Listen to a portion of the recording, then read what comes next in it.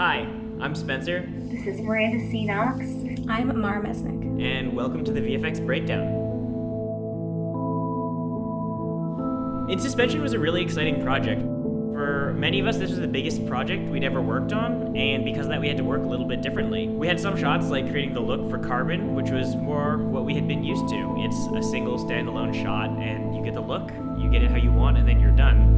But then we had certain scenes, like the prism scene in the end, where we have to create a look that we're happy with, but that look has to be scalable to 20 shots, and we have to be able to complete all those shots within the limited time, resource, and staffing that we have for a student project. These effects were really important to the audience understanding the presence that the prism had in these characters' lives, and how it would feel to live in a world that was stratified by this gigantic supercomputer. We went through a lot of different iterations of these effects, especially the veil effect that you see when she's walking into the anomaly bar.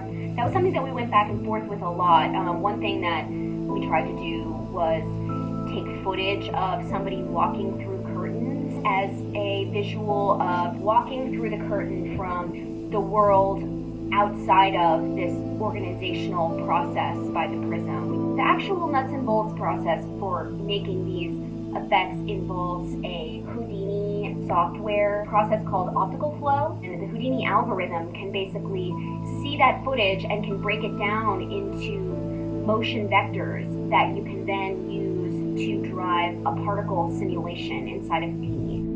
There are a few important motifs I really wanted to emphasize in the film, both through practical effects and through CGI. The first motif is the idea of dust, which in itself is a particle in a state of suspension. We see this motif in the structure of the veils between strata, the interactions of people and objects passing through strata, and in the prism itself at the end.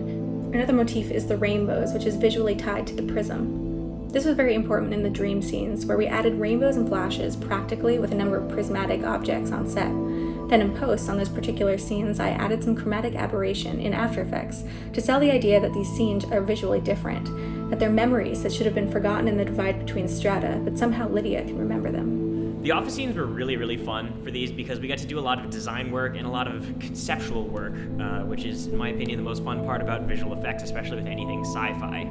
The art department had made these beautiful see-through computers that looked amazing. So in addition to designing the UI, we had to figure out how are these going to comp? Like, what's the logic of how these computers work?